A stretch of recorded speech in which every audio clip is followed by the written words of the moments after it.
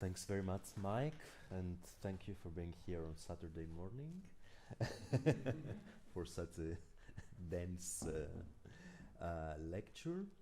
I was very excited to receive this invitation and for this particular topic, which brings us back to very fundamental questions about what we do as art practitioners and how we reflect on it. I have to stress that the work I'm going to present here is especially the sort of artistic work is the product of collaboration with many people and institutions. So I need first and foremost to mention Frédéric Bevilacqua and the team Interaction sans musique mouvement at IRCAM. It's the team that deals with music as interaction, and particularly with gesture and gesture capture, motion capture. Then lately, so I've been working with them since 2014, basically. Jean-François Gégaud and Aurélien Duval are two visual artists in sort of virtual reality or interactive staging of any sort of data, basically. Aurélien works a lot with Unity for creating virtual reality. Jean-François is an expert on motion capture again.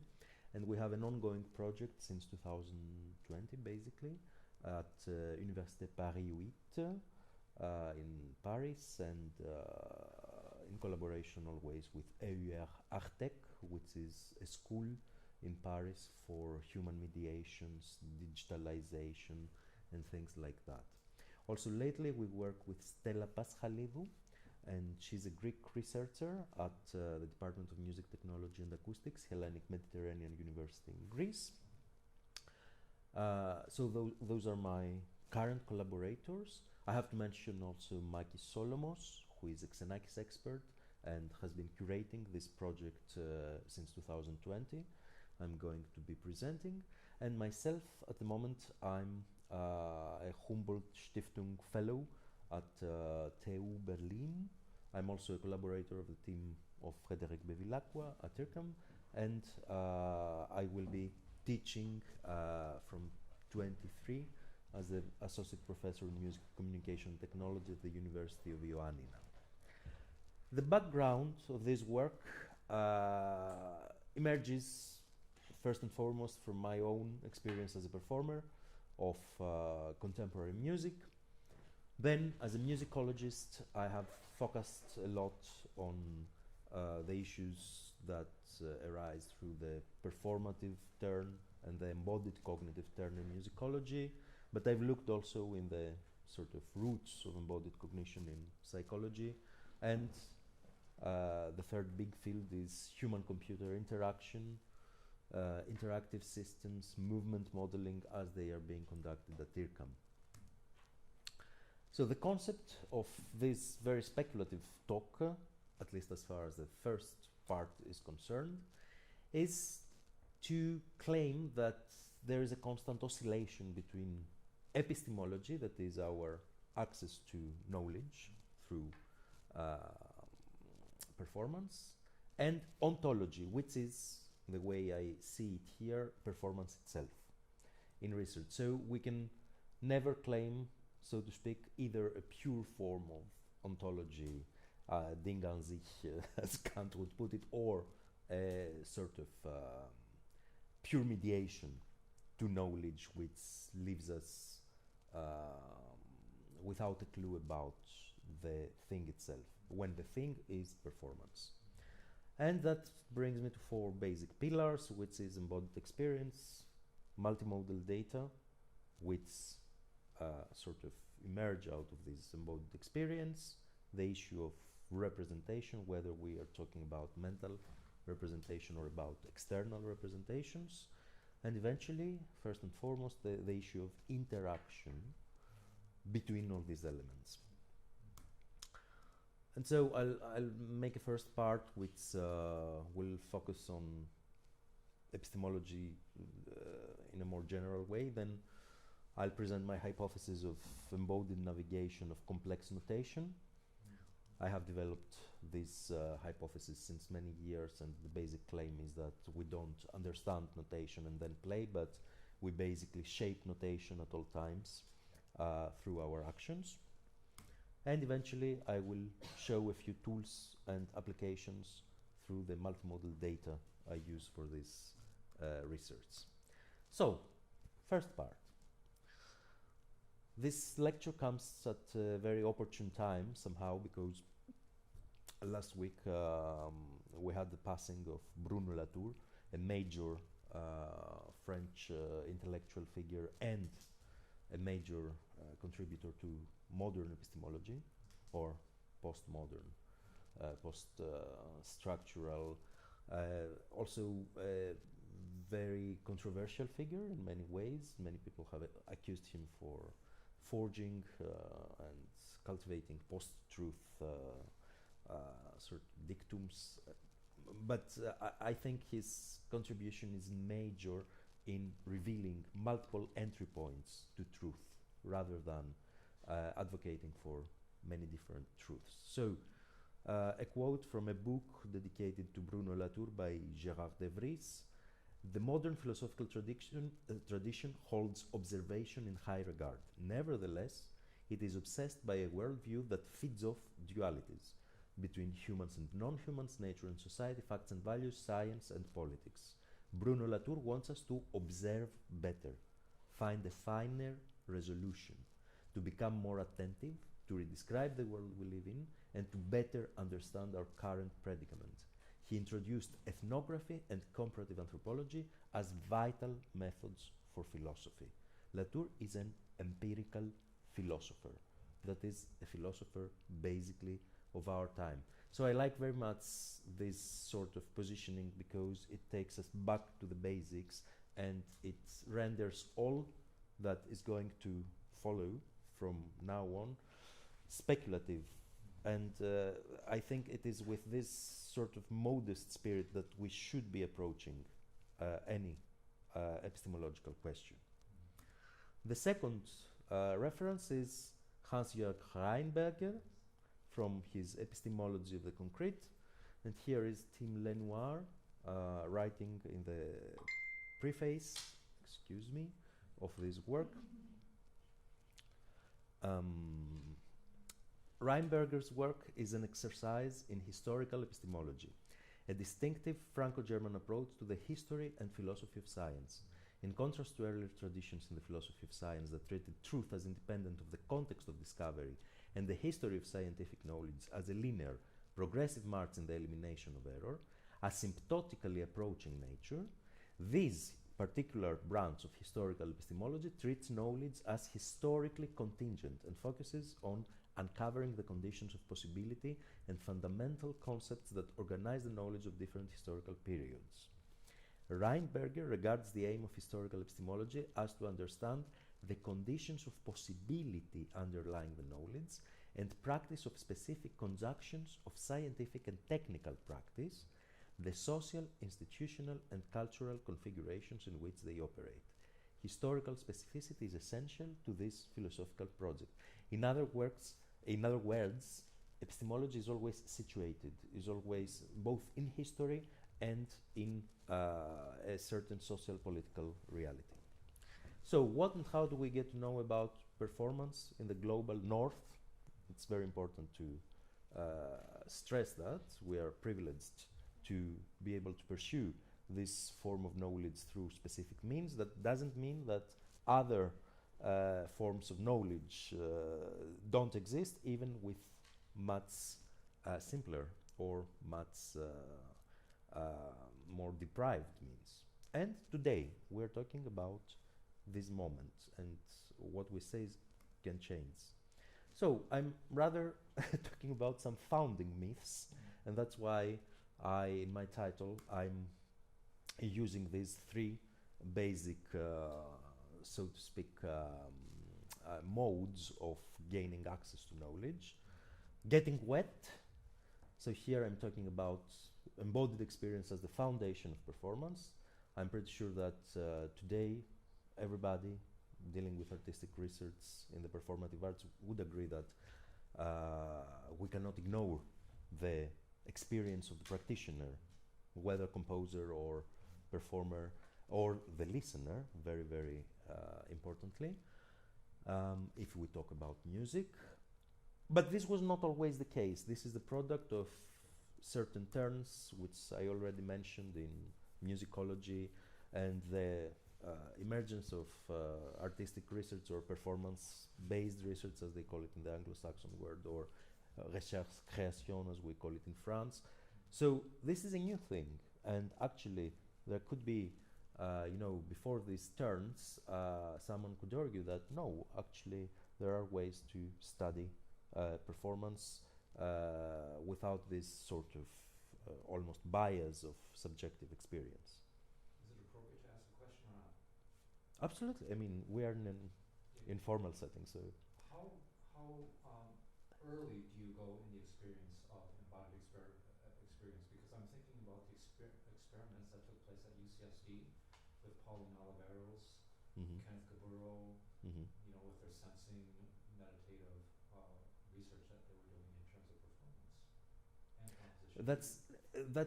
That's sort of a, one could get there, but that's a sort of a very primordial questions and founding myths. So I don't want to situate it so specifically, but obviously, yeah, if we're talking about the modern sort of psychology, psychological study of performance, then of course those are valuable points of reference. But here I want to just present three different ways or modes of access to knowledge, right? So the first is embodied experience in itself, so to speak, and its value for that. The second is what I have mentioned in my title as reciting definitions for the water.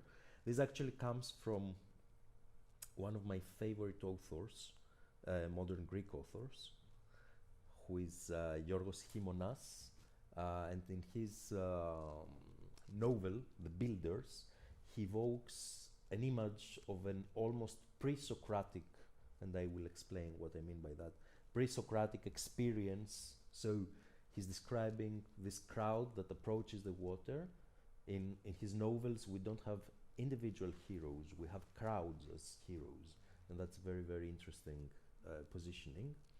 And so he's describing this sort of population, and he says more courageous ones approached the edge of the water, filling it devoutly with their palms. They studied with those ancient eyes of madmen, reciting definitions for the water.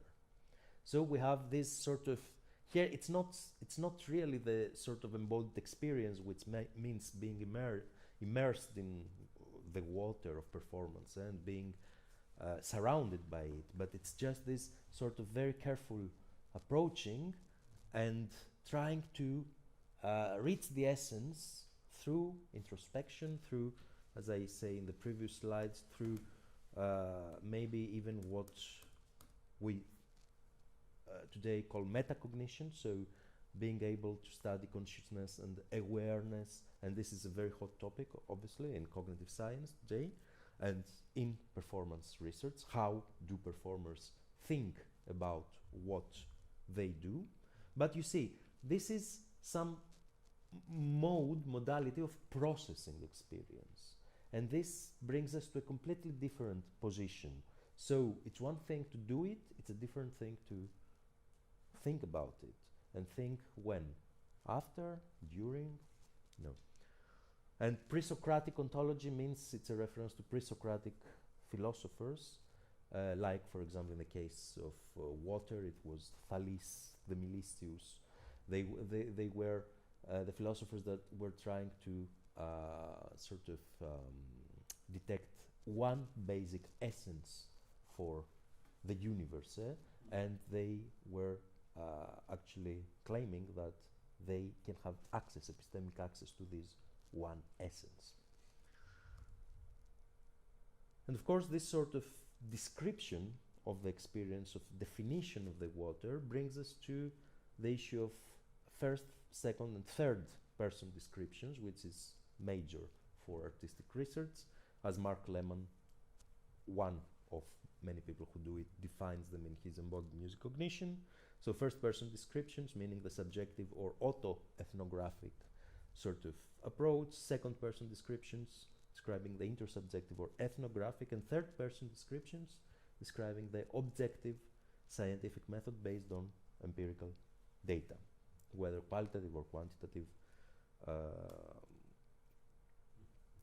And the third founding myth is the, so to speak, after the pre-Socratics, the looking at shadows on cave walls, right? It's a reference to the famous Plato's cave myth, whereby it's claimed that humans don't have access to the reality, to the higher reality, which is the reality of Platonic ideas, but they are closed in a cave and they can only look at the shadows that are produced by fires of those very higher truths. So all our perception, basically, and our phenomenological approaches are mediations, representations, and this opens per se the question of epistemology, obviously, of access. It's not accidental that today we have so many theories about simulation in both in physics or in consciousness, that claim that reality is indeed not real. And of course, it's in artistic practice, it has very palpable manifestations with things like virtual reality, augmented reality. If we continue with some more modern founding myths, in data science, we find this pyramid, whereby people are aware that the use of empirical data is actually not necessarily leading to knowledge, to this sort of there are very discrete steps which take us from data to information, and then to knowledge, and then to what they call wisdom, meaning the sort of adapting and the right strategies for dealing with situations. But again, there is a question for me, or many more questions in this sort of founding myth, which gives this sort of prominence in data themselves. Why should it be data? Isn't there room for the formulation of some sort of insights which are much more holistic and encompassing before we go back to data? So I think those are very legitimate questions.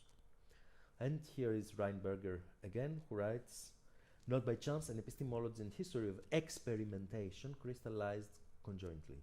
The question now was no longer how knowing subjects might attain an undisguised view of their objects, but rather the question was what conditions had to be created for objects to be made into objects of empirical knowledge under historically variable conditions.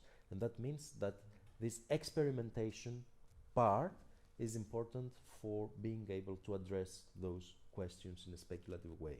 So my own modest proposal here is that we treat performance as an ontology, dealing with performance in itself and for itself, which can lead us to some very, very objective data, and that's the main form of epistemology I would advocate for. But then performing with the data, that is using the data for further artistic or scientific applications, is a new form of ontology. And there is this some sort of feedback loop which takes us always, and that's why I'm talking about an oscillation, right? Okay.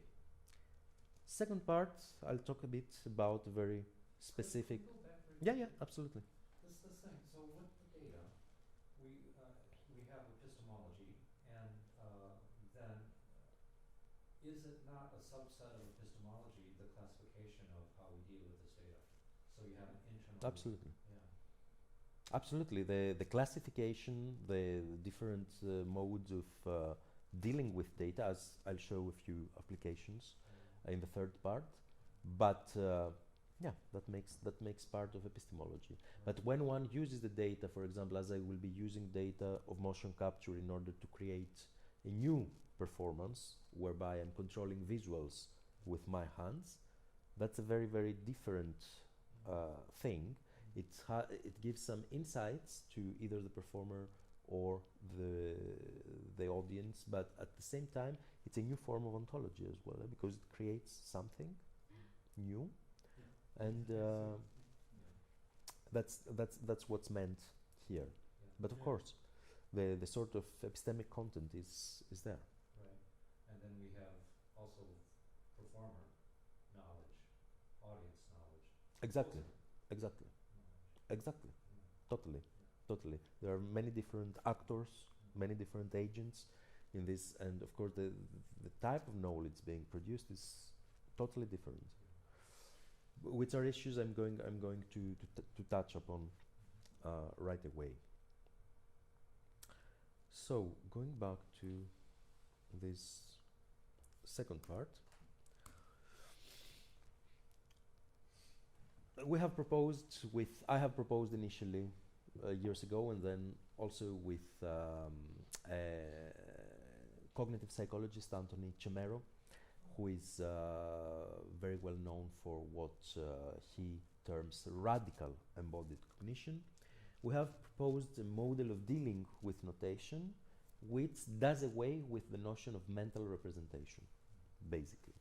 So the question there was, how can we outsource mental representations to embodied interaction with symbols and technology, notated symbols meaning, in the most complex instances of piano music, which is my specialty as a pianist. And why complex? Because complexity problematizes representability, computability, and predictability. All three tenets which were also very important in Fernando's talk yesterday, I think. And we had this follow-up discussion which was really valuable for me. In a different domain, we would talk in the domain of human-computer interaction. We would describe this experience, or they describe it, for example, in the laboratory INRIA at the University Paris-Saclay, they describe it as extreme users in extreme situations. They have actually a lab called ex situ, exactly based on this concept. And it's important to say that these very complex instances present us with representation-hungry tasks, as they are called in philosophy jargon, not minimally cognitive behavior, which is the mainstream when studying this sort of representations. And of course, this sort of predilection for complex music doesn't reveal some sort of new complexity fetish, but the conclusions are to be extended in all musical interaction, with or without notation.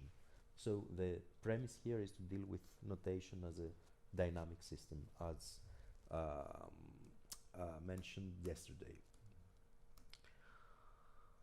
And there I have also those four basic references as for complexity, embodied interaction, representation, and interactive systems.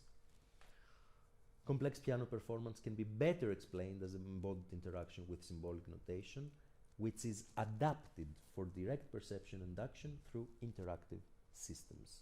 That's the basic idea, without mental representations. So instead of having a notation fixed, as it was the case in Fernando's piece yesterday, instead of having this rigid image, we imagine notation as an element which dynamically changes. And that can actually function as a proxy for mental representation. That's the theory. The main theoretical references are Radical Embodied Cognitive Science by Chemero, Dynamic Systems Theory by people like Randall Beer, Ecological Psychology, of course we all know. Computational theories of mind are the main targets of, I would say, rethinking this sort of approach. So like theories by Fodor, for example, to just mention a very big name, but also the predictive processing as advocated by Mark Lemon in his 2016 book is also here somehow in question. And eventually the basic theories of mental representation, the traditional view, which, as we'll see later, posits that everything that's either absent or present in our perception counts as a mental representation, as opposed to theories which posit an absence of the target of the representation in order to consider it as such. Complexity can be seen as quantitative and qualitative traditionally, but in our theory it's also dynamic, it changes over time, and it's also grounded in multimodal reality. So it's not only a symbolic event, but inside the graphisms there is already movement, touch, sight, all sorts of kinesthetic and real experiences. Yeah, in fact, in my collaborations with people dealing with complex systems, they say that the word dynamic is already implied in the notion of complex systems. So you don't need to actually say the word dynamic Even because it's understood. It's understood that they change over time. But in notation, it's far from clear, because we do have a very sort of fixed external representation. So it's good to, I think, to underline the implication of dynamicity that exists in the notation. It's not only a physical space, but it's also a temporal space. You also mean that it's non-linear and dynamic? Absolutely, absolutely. And of course, you've seen instances of the complex notation I'm talking about and I'm having in mind. This is Lemma Icon Epigram by Brian Fernyhough, the first 2 pages. Or this is another example, completely different, by Iannis Xenakis from the work Mists. It's a stochastic section which has been composed on the basis of the laws that govern gas. So it's stochastic constellations of pitch. And it was music like that which sort of gave me the initiative to start dealing with notation as a dynamic element, so transforming notations, in the beginning with very conventional means like rewriting. So here, for example, I have retranscribed this cloud into 4 staves just to show the pitch constellations more clearly, and then I've shown the sort of embodied layers, the ways I'm processing that in an embodied way, so either through hand grasps or through movements. Our movements are indicated with these arrows here, either with isolated notes, fingerings, and this sort of thing creates very different structures, obviously, than the initial constellation by Xenakis. And then I have further, this gives this rotated view by 90 degrees, gives the view of the piano, basically. So right hand is on the right, the blue sort of circles are corresponding to the right hand, the orange ones to the left hand, and the in-between arrows, these pink arrows are used to show the interconnecting movements. So we're going from fingers to hands and then to arm movements. So we take a very fragmented surface, which is node to node, and we create gradually this sort of continuous movement, which manifests eventually like 2 linear trajectories like that. And there the sort of pink discontinuities are exactly the leaps of the performer, rapid leaps, so the points where it becomes really hard or impossible in conventional terms. So that's an example of how representation can be changing from the point of view of the performer, from an embodied point of view, and how this representation can further be used for creating new media, new interactions. And with reference to James J. Gibson's theory of ecological perception, we define these transformations of the notation as a state space of affordances, what I can do with notation in an embodied way. And then the breakthrough in my work since 2014 through the work with Frédéric Bevilacqua was exactly being able to take these conventional representations and correlate them with multimodal data. So revealing the grounded sort of content of the notation, not only the dynamic, but also the grounding, the grounded in terms of grounding in real physical energies.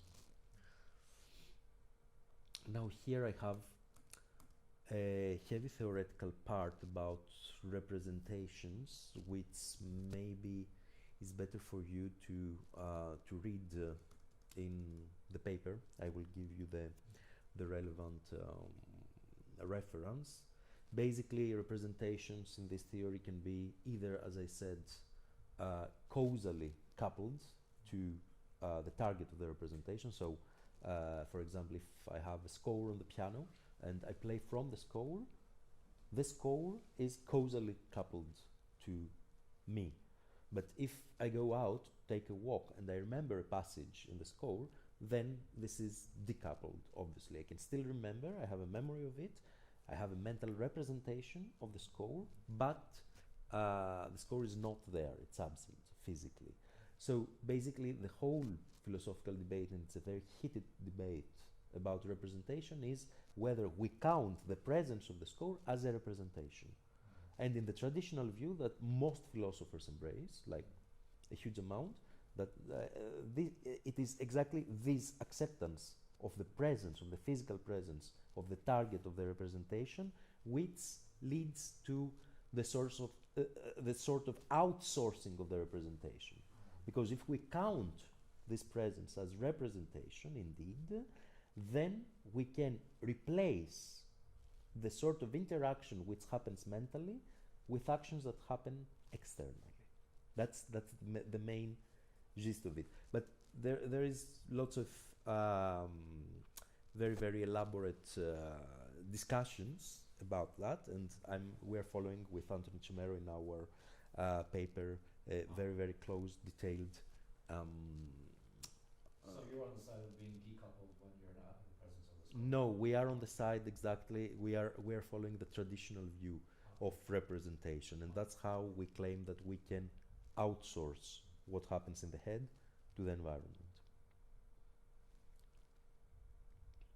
And this is the notation we have developed for it. So basically, if the target is causally coupled to the mental representation, then a score, which stands here as XR, as an external representation,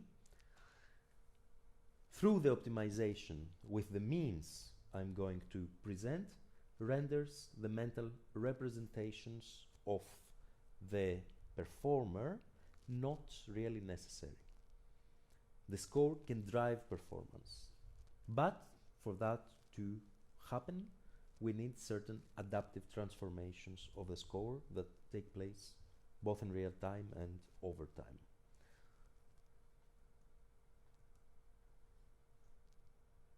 Here there are a bit more things, but I want to jump to what finally is instantiated through such a model is what Mark Rowlands, the American philosopher, would call environmentalism. The environment conceived as consisting of information-bearing structures which organisms can potentially identify and appropriate. The manipulation of those structures itself is identified as indispensable for cognition, a form of information processing. In performing any given task, the more information the organism can process externally, the less information it has to process internally. Maximization of efficiency happens by minimizing the internal costs, and that has been shown to have evolutionary advantages. So when one is confronted, the idea here is that when one is confronted with something like that, then it's more advantageous not to memorize that and node by node, but to rather process it externally to start. And this is what, in my experience, most people do with very difficult music like that. They just start finding things around there, patching things together, so to speak, and processing in this very, very pragmatic way before they can claim that they can play it. So they don't create a mental proxy for that, a mental representation, but they rather sort of work their way through it. Of course, then you can create, one can claim that those are mental representations when I show the hand grasps and the arms. That's a very good question, aren't they? They can be, but at the same time, in this instantiation, they are external, they are on paper again. So, and the claim is that by feeding the performer with things like that, you can drive the performer to play without necessarily engaging in this sort of way with the score. So in Chinese martial arts, this is the way that traditionally people have learned. Mm-hmm. So rather than the internal representation leading or guiding their practice, Mm-hmm. it was through the external, through the doing, Yeah.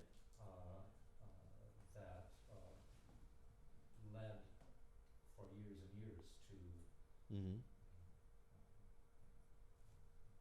Yeah, I mean, all sorts of somatic practices, I think, have this common experience of practitioners that are faced with some sort of impossible challenge or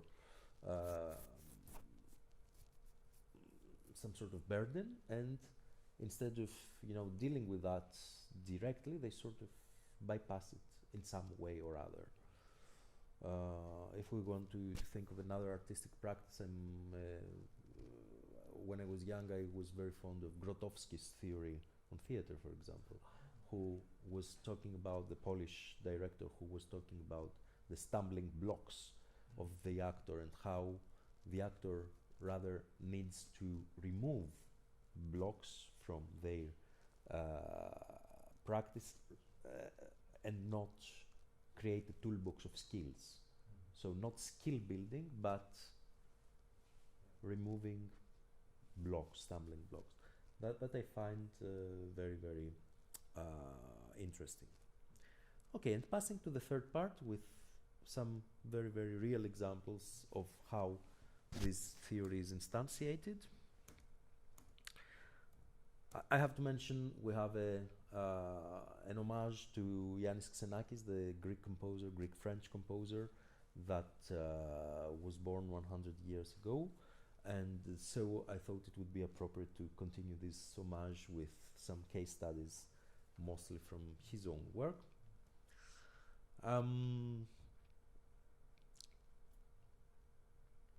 So I'll talk a bit about the very specific affordances and constraints of the systems that have been developed for this sort of learning experience and performing experience. And then I'll show very concrete applications in both computational musicology, so the more scientific, so to speak, part, epistemic part, but also technology-enhanced learning, so systems developed for essentially facilitating the learning process, as well as our project with augmented reality. In the end, I will have a small postulate about the sort of forms of epistemic violence, that is the biopolitics of this body rendition into data, which is a very hot topic today, generally speaking, not only in music.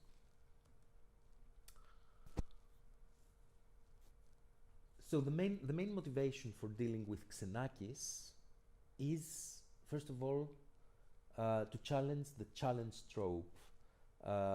We discussed yesterday also with Fernando that very often this complex music is seen as a medium for exhibiting, transhumanist aspirations, superintelligence aspirations, things like that.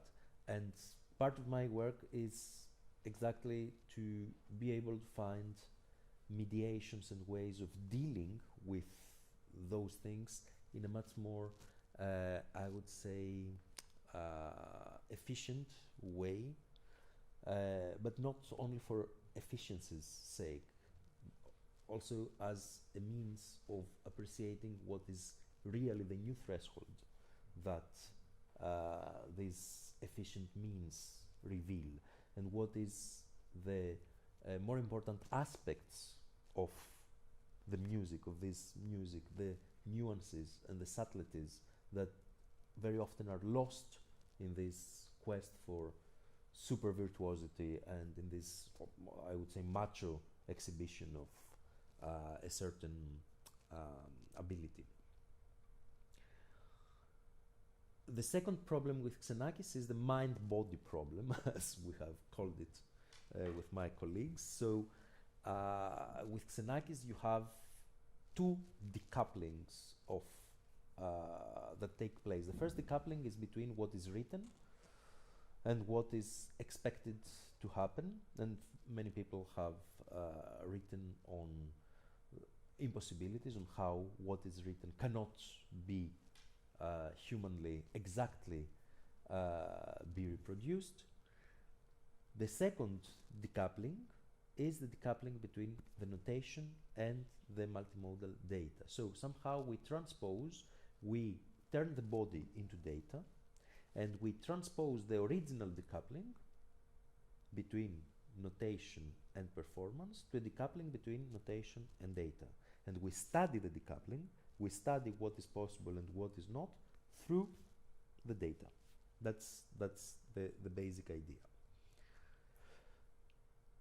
But talking about data and systems for capturing those data is not really so straightforward. There are specific affordances and specific constraints. Here is an example of a system we tried to use, which is called perception neuron. It's a system for full body motion capture. And here trying to capture the fingers, not only for Xenakis but even for Mozart or anything, was a pain. You can see this chunky sort of sensors standing on my fingers, and of course there was no way I could either cross hands without ripping them off, or no way they wouldn't be ripped off through the black keys of the instrument, right? So that's a very good example of why looking for the yeah, yeah. No, you could play Stockhausen's clavier stick just to destroy the system, you know, and the piano, and the hands probably. So that's a typical constraint for a performer, and then of course. Can we go back a second? Yes, sure. What are they? Can you? What exactly can you measure with those velocities? So those are inertial sensors. And there are normally 9 axes, so 3 directions of linear acceleration, then rotation, 3 axes of rotation, and also this is calibrated, so there is magnetic poles, so you can orient yourself in space according to the magnetic field. So it's a way more complex accelerometer, no? In a way. Yes, it's not. It's accelerometer, gyroscope, and magnetometer, 3 in 1, so to speak. And the idea is you have. You will see later because I'll show the whole motion capture, because we did use it eventually, but without the fingers. Okay. So it measures velocity. It measures acceleration. It measures acceleration. So it's close. Does it measure Or force? Euler angles for the rotation. Okay. What about force on the key? No, there is no force. There are other systems for measuring force, with piezoelectric, for example. But For what you measure force? there are specific sensors that could be placed on the keys, whereby you measure. Yes, of course. This is just an instance. This was just an instance to show you the sort of problems one might come up with when using those things. So accelerometer, gyroscope, and the third one? And magnetometer. the absolute positioning in space in relation to the poles. Yeah, basically. And you get those 9 values, basically, in time, as signals. Yeah. But I'll show you very, very specifically.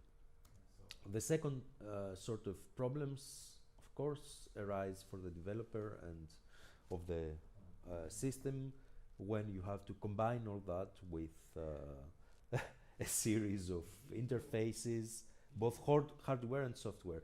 This is our setup. Yeah, this is our setup for an experiment we did with Stella Paschalidou, my collaborator in Thessaloniki. It was a very guerrilla-like experiment because it was the two of us and we had to deal with all of this installation in a very short amount of time with very little computing power. So, you know, there are constraints like that.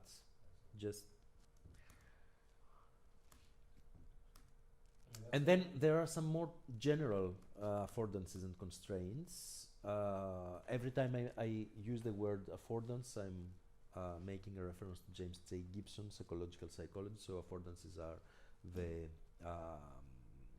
possibilities for action in a certain environment according to our skill set. And yeah, the problem derives first from the fact that we have multiple modalities when we are performing, like movement, touch, sound, image, and different data streams that we need to basically synchronize and align in time. That's very, very important. And this heterogeneity creates very, very specific technical problems.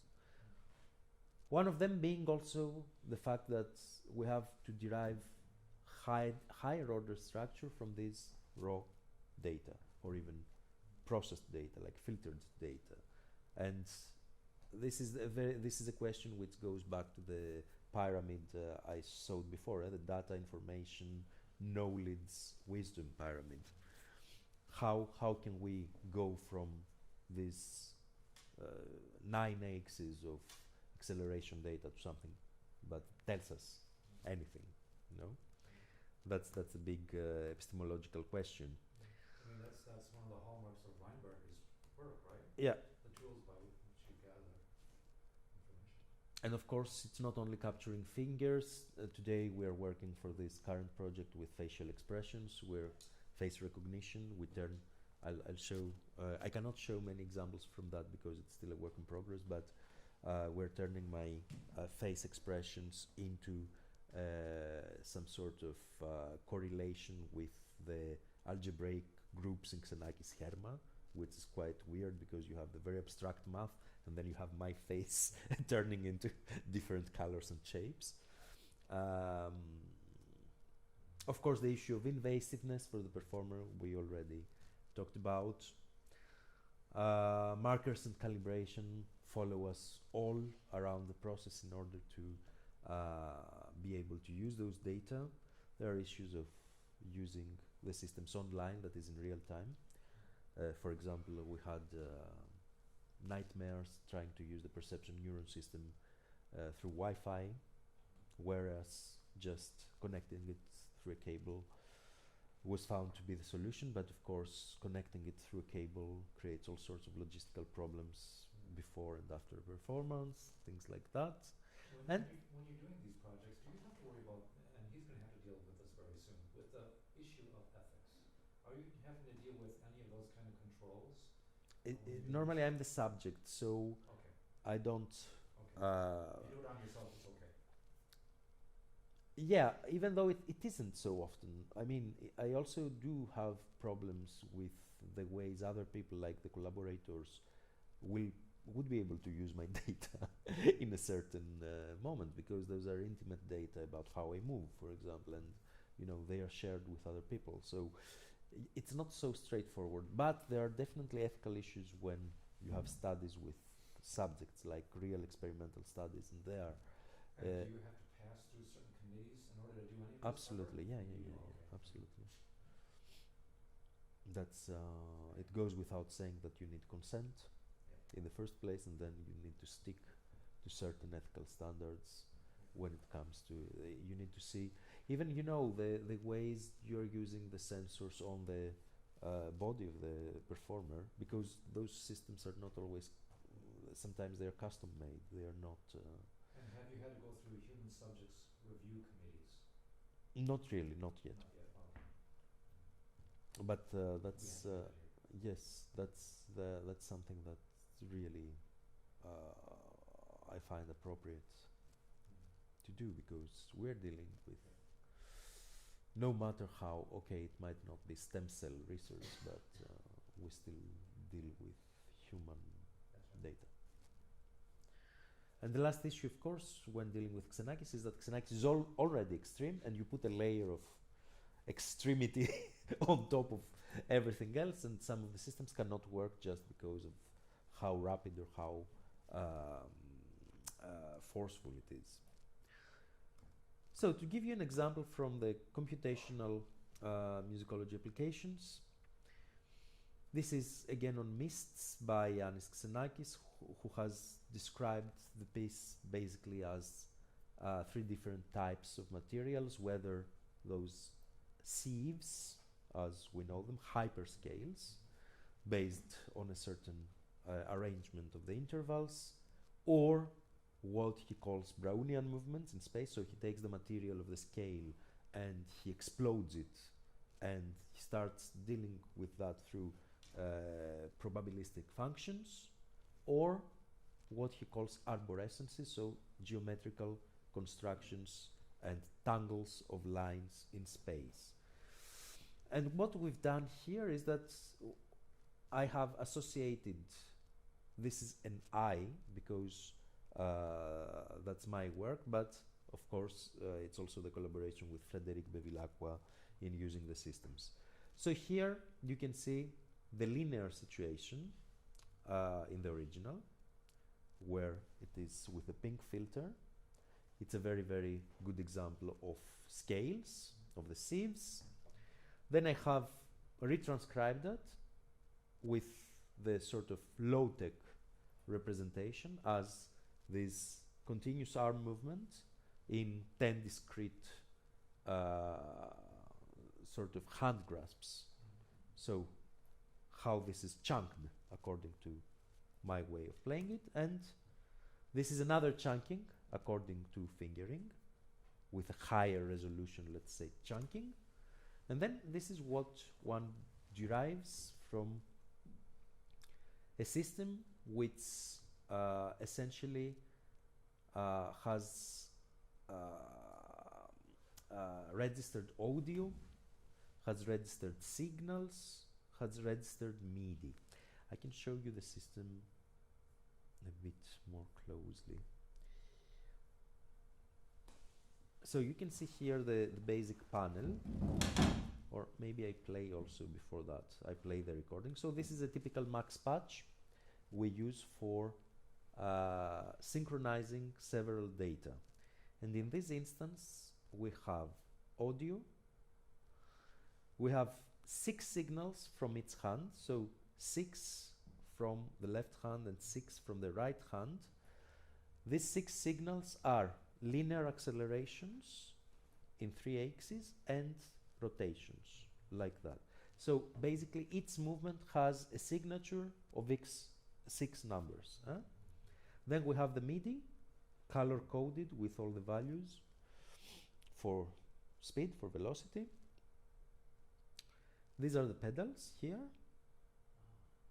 the 2 pedals. And these clusters here, actually, let me just make it a bit up. So 100 on the pedal is full depression. Yeah. And these here clusters are from sensors on the surfaces of the keys. It's a system developed by Andrew McPherson in Queen Mary University and in London. And basically you can have a blueprint of the shape of your hands on the keyboard. It's capacitive sensing, so you don't need essentially to touch, but it captures even, in proximity. So you get this sort of immediate chunking of your hand grasps. And you can see here, it's very clear because these markers indicate displacement of the arm of the hand, and each time we have a displacement, we have a change in those chunkings, so to speak.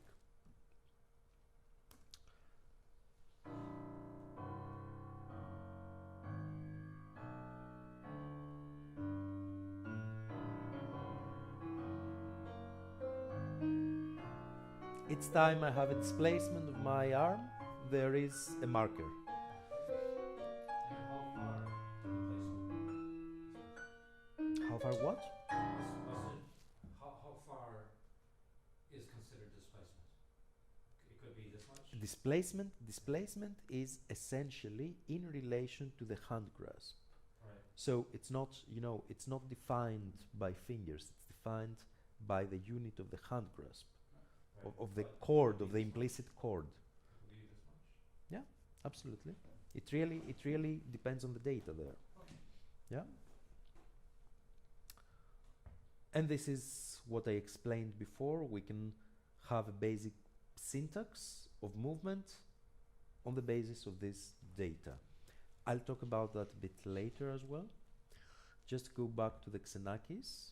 So the first type of material, the linear material, gives us a certain envelope for movement, which consists of preparation, bringing the hands on the keyboard, attacks, playing inside a certain position, displacement, which is the markers, and then release. And this is an envelope like the envelope for sound, attack, ADSR,